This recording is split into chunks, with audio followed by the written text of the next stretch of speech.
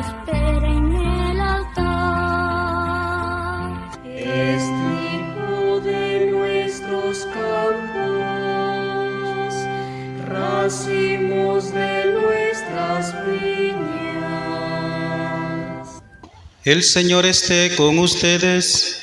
Y con su espíritu. Lectura del Santo Evangelio según San Mateo. Gloria a ti, Señor Jesús. En aquel tiempo Jesús dijo a sus discípulos: no crean que he venido a abolir la ley o los profetas. No he venido a abolirlos, sino a darles plenitud.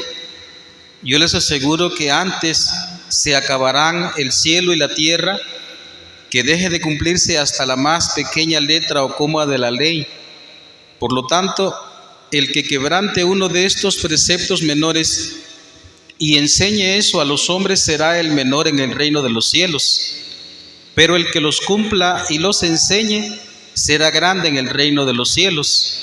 Les aseguro que si su justicia no es mayor que la de los escribas y fariseos, ciertamente no entrarán ustedes en el reino de los cielos. Han oído ustedes que se dijo a los antiguos: no matarás, y el que mate será llevado ante el tribunal.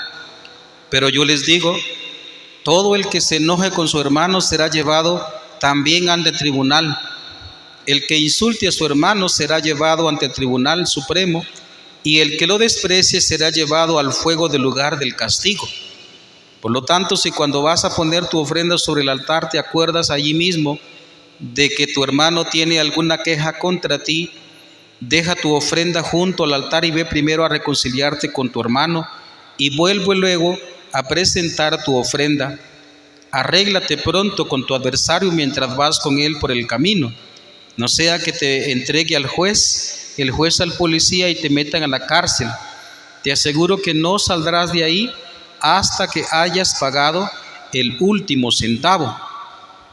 También han oído ustedes que se dijo a los antiguos: no cometerás adulterio. Pero yo les digo que quien mire con malos deseos a una mujer ya cometió adulterio con ella en su corazón. Por eso, si tu ojo derecho es para ti ocasión de pecado, arráncatelo y tíralo lejos, porque más te vale perder una parte de tu cuerpo y no que todo él sea arrojado al lugar de castigo. Y si tu mano derecha es para ti ocasión de pecado, córtatela y arrójala lejos de ti, porque más te vale perder una parte de tu cuerpo y no que todo él sea arrojado al lugar de castigo. También se dijo antes: el que se divorcie, que le dé a su mujer un certificado de divorcio. Pero yo les digo que el que se divorcia, salvo en caso de que vivan en unión ilegítima, expone al adulterio a su mujer, y el que se casa con una divorciada comete adulterio. Han oído ustedes que se dijo a los antiguos: no jurarás en falso, y le cumplirás al Señor lo que le hayas prometido con juramento. Pero yo les digo, no juren de ninguna manera, ni por el cielo, que es el trono de Dios, ni por la tierra, porque es donde Él pone los pies, ni por Jerusalén, que es la ciudad del gran Rey. Tampoco jures por tu cabeza, porque no puedes hacer blanco o negro uno solo de tus cabellos. Digan simplemente sí cuando es sí, y no cuando no es. Lo que se diga de más viene del maligno. Palabra del Señor.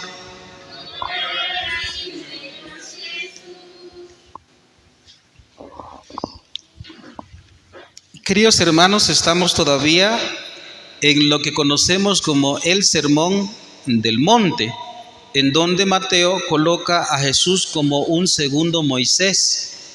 Y entonces hemos estado escuchando en estos 3 domingos, contando hoy, el Sermón del Monte. Como digo, Mateo presenta a Jesús como un nuevo Moisés, pero el verdadero Moisés. Y por eso cuando empezamos el Sermón del Monte, pues aparecían las bienaventuranzas, los dichosos como los conocemos.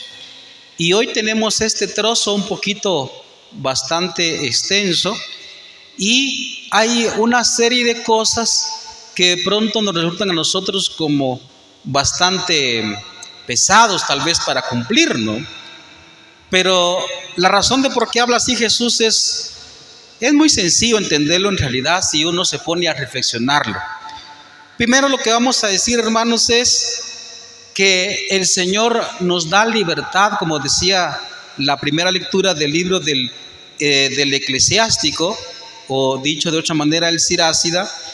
Él nos deja absolutamente libres de poder nosotros cumplir o no cumplir. Es una oferta. No nos está obligando el Señor. Si uno quiere, lo cumple. Si uno no quiere, no lo cumple. Oiga cómo lo dice tan bellamente. Si tú lo quieres, puedes guardar los mandamientos. Permanecer fiel a ellos es cosa tuya. El Señor dice: ha puesto delante de ti fuego y agua. Extiende la mano a lo que quieras. Delante del hombre están la muerte y la vida. Le será dado lo que él escoge. ¿Verdad que se escucha bastante respetuoso de parte del Señor? Porque Él no nos impone absolutamente nada. Si uno quiere, dice Él. Pero el Señor nos deja absolutamente libres. Si uno quiere, lo puede cumplir. Y si uno quiere, no lo puede cumplir. Así de sencillo. Entonces tengamos eso en cuenta. ¿Por qué lo estoy diciendo de esa manera? Porque cuando se habla de mandamientos de Dios, por ejemplo, como digo, Mateo coloca a Jesús como otro Moisés. Si vamos a Moisés, allá los mandamientos, ¿de qué son los mandamientos? Los mandamientos son mandatos. Ellos son los mandamientos, son mandatos. Estoy redundando, pero es para que se entienda más. Son mandatos. 10 mandamientos, me parece que todos lo sabemos, no necesariamente hay que repetir. Ahora, el nuevo Moisés, que es Cristo, por ejemplo, las bienaventuranzas son como también otro mandato. Otro mandato: dichoso el pobre de espíritu, porque de ellos es el reino de los cielos. Para nosotros cristianos ya es eso. Y todo esto que está aquí, vean cómo aquí nos hace una confrontación, tal vez no confrontación, sino más bien nos pone a ver la ley de Moisés y la ley de Cristo. Dice: se dijo a los antiguos esto, pero yo les digo esto. Decir esto Jesucristo, los que lo escucharon, pues yo pienso que lo sonó demasiado fuerte. Porque lo que es para nosotros Cristo, lo era Moisés para los antiguos, para el pueblo de Israel. Y entonces Jesús estaba hablando ahí con autoridad de Dios. Se dijo esto, pero yo les digo esto. Ahora, lo que interesa mucho, hermanos, punto número 2 es, pues, ¿qué significa esto que dice Jesucristo de darle plenitud? Dice aquí: no crean que he venido a abolir la ley o los profetas. No he venido a abolirlos, sino a darles plenitud. ¿Qué significa esa plenitud? Podemos preguntarnos eso. ¿Qué significa? Y la respuesta vamos a encontrarla en el libro, o más bien en la carta del apóstol San Pablo a los Romanos, capítulo número 7 en adelante. Fíjense, la ley de Moisés o los profetas era la revelación para el pueblo judío. Lo único que hacía la Torá, tanto la Torá, o sea, la Torá prácticamente es todo. Significa el Éxodo, el Deuteronomio significa segunda ley, los profetas, los salmos, según los judíos. ¿Qué es lo que decía eso? Pues nada más aclaraba, por eso es que aparecía aquí la primera lectura, el bien y el mal, el fuego y el agua. Nada más aclaraba, aunque eso es bastante, eso es enorme. Hoy también, por consiguiente, lo necesitamos nosotros. Decía lo que es el bien y lo que es el mal. Como dice el libro del Génesis, si uno estira su mano al árbol del bien y del mal, entonces uno se hace daño, porque uno no puede decidir lo que es el bien y lo que es el mal. Eso ya está inscrito en la misma naturaleza, el bien y el mal. Eso es lo que está aclarando toda la Torá, toda la ley. Pero aquí viene el problema. El problema es que la ley de Moisés, eso es lo que significa dar plenitud, la ley de Moisés no daba la capacidad de poder hacer el bien. Todo lo que estoy diciendo está tomado, hermanos, de lo que decía en la oración de colecta. Dice: Señor Dios, que prometiste poner tu morada en los corazones rectos y sinceros, concédenos por tu gracia vivir de tal manera que te dignes habitar en nosotros. Eso es muy interesante. Eso está dando aquí la dirección de lo que estamos diciendo. Que la ley de Moisés solo, aunque como repito una vez más, es bastante, y nosotros necesitamos saber lo que es el bien y lo que es el mal, porque ahora la gente, como digo también, me parece que es el libro de Josué, la gente llama al mal, lo llama bien, y al bien lo llama mal. No, eso es peligroso, eso es muy dañino. Pero la ley de Moisés nos daba la claridad de lo que es el bien y lo que es el mal, pero no daba la fuerza para cumplir. Y aquí viene lo que decíamos, o más bien lo que dice San Pablo en su carta a los Romanos capítulo 7. Tengo a la vista el bien, pero en mi interior no tengo la capacidad de poder cumplirlo. Y él lo decía de una manera un poquito lamentosa, porque él decía: ¿por qué el bien está ahí y lo que hago es el mal? ¿Por qué hago el mal? Si yo quiero hacer el bien y a la hora de actuar lo que hago es el mal. Pobre de mí, desgraciado de mí, ¿quién me librará de este cuerpo que me lleva a la muerte? Decía San Pablo en su carta a los Romanos 7. Pues eso es lo que está diciendo Jesucristo. Lo que significa dar plenitud es que Jesucristo lo que está hablando es, hermanos, de la interioridad, que es Él el que nos va a dar la capacidad de hacer el bien. Ojo con lo que estoy diciendo, hermanos. Ojo con lo que estoy diciendo. Porque ser cristiano no es solo no hacer el mal. Porque muchas veces nosotros nos justificamos diciendo: no, yo no le hago daño a nadie. Decimos eso, pero eso no es ser cristiano. El ser cristiano es hacer el bien. En pocas palabras, todo lo que está aquí. Entonces, hermanos, la clave de estas lecturas está en la interioridad. Por eso, escuchen lo que decía Jesucristo en el capítulo 7 de San Marcos. Dice: les dijo: lo que sí mancha al hombre es lo que sale de dentro, porque del corazón del hombre salen las intenciones malas, las fornicaciones, los robos, los homicidios, los adulterios, las codicias, las injusticias, los fraudes, el desenfreno, las envidias, la difamación, el orgullo, la frivolidad. Todas estas maldades salen de dentro y manchan al hombre, decía Jesucristo hablando de la comida. Porque la gente cree que a veces, a veces la gente cree que uno se mancha por la comida.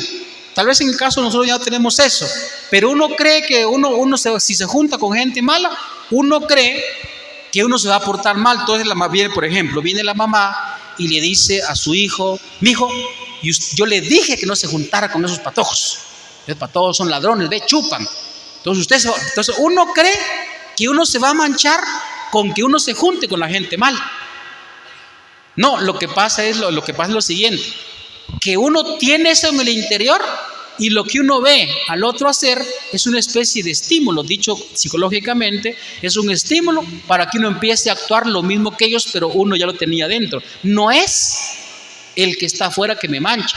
En pocas palabras, lo que está reclamando Jesucristo, hermanos, es ser auténtico, ser verdadero de corazón, ser solo uno. ¿Se recuerdan ustedes lo que decía Jesucristo a Nicodemo? ¿Se recuerdan? He ahí a un hombre en el que no hay doblez. En este sentido, hermanos, analicemos nosotros, porque nosotros muchas veces somos dos caras. Por ejemplo, el casado, cuando está con su mujer es una cara, cuando está con sus cuates es otra cara. La mujer, cuando está su marido en la casa, pues es una mujer. Cuando está sin su marido, es otra mujer. El empleado, cuando está el patrón, es un rostro. Cuando no está el patrón, es otro rostro. El estudiante, cuando está el profesor, presenta una cara, y cuando no está el profesor, presenta otra cara. Ese es el problema. Y por eso es que mencionaba aquí, Jesucristo dice, si su justicia, es decir, si su santidad no es mejor que los escribas y fariseos, ciertamente ustedes no entrarán en el reino de los cielos. Porque se recuerdan lo que acusaba Jesús a los escribas y fariseos, de que delante de los hombres parecían santos, pero por dentro, como él mismo dice, son como sepulcros abiertos. Santo Dios, es impresionante eso. Entonces lo que está reclamando Jesucristo en todo esto que nos ha dicho es bastante. Yo quisiera hablar de cada detalle aquí, pero no lo voy a hacer porque es bastante extenso. Lo que está hablando es de la interioridad. Para eso vamos a poner un ejemplo, punto número 3. Mire, con esto espero hacerme entender. Y ahorita que estamos, como dicen los jóvenes, en el mes del amor, voy a hablar de esto. Vamos a ver un poquito si entendemos lo que estoy diciendo en la interioridad. Por ejemplo, vea, a mí como sacerdote me pregunta mucha jovencita cuando está a punto de casarse, entonces me pregunta, padre, ¿me puedo usar yo mi velo blanco para el matrimonio? Y entonces yo le tengo que preguntar, ¿va? Mire, usted es virgen. Y entonces ahí se rascan la cabeza, miran para otro lado porque parece que se comieron el pastel antes de la boda. Y entonces quieren vestir de blanco y se comieron el pastel. La mayoría se va por el lado exterior. ¿Puedo usar o no puedo usar? Pero como ya saben que han hecho cosas que no está bien, no es que el sexo sea malo, sino que está fuera del orden. Ese es el problema. Y por eso se dañan. Y entonces yo vengo y les explico. Mire, la virginidad pues ciertamente tiene su expresión en el cuerpo. Más se atribuye la virginidad a la mujer, al hombre se le dice casto, pero también se puede hablar de virginidad en el varón. ¿En qué consiste la virginidad? Creo que aquí me van a entender muy bien, creo que me voy a explicar, con la gracia del Señor me voy a explicar. ¿En qué consiste la virginidad? Si nos lo preguntamos de la Santísima Virgen María, ¿por qué se llama Virgen la Virgen? ¿Por qué? ¿Saben por qué? Porque solo amó a su Dios. No había otro amor. No había otro amor en ella. No había otro amor.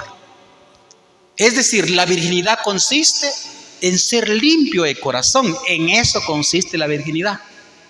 Si esa mujer ama solo a ese hombre, hagamos de cuenta su novio o su esposo ya, esa mujer es virgen, aunque ha tenido 20 hijos.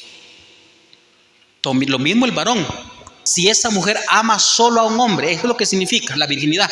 Si esa mujer ama solo a un hombre, aunque ha tenido 20 hijos, esa mujer es virgen.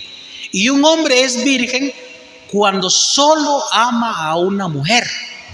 Eso es la virginidad, la interioridad. Y por eso es que decía Jesucristo aquí lo del adulterio, que cuando uno ve como hombre a una mujer deseándola, entonces uno ya es adúltero. Para esto hay que hablar muchísimo, pero no nos va a dar tiempo. Solo menciono la palabra adulterio. Adulterio significa aquello que no es natural, que está fuera del orden y por consiguiente es dañino. Es dañino. Si algo nosotros hacemos que está fuera de nuestra naturaleza, uno se hace mucho daño. Eso significa la palabra adulterio.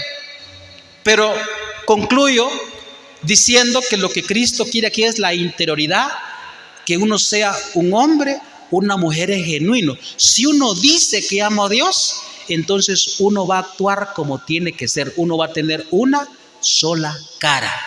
Uno no va a ser, como dice, se le acusa a los escribas y fariseos, hipocresía. Es decir, se presenta con cara de santo, pero en el fondo tiene cosas, rapiñas, adulterios, todo eso, lo que decimos Jesucristo, que hablaba de la interioridad del ser humano.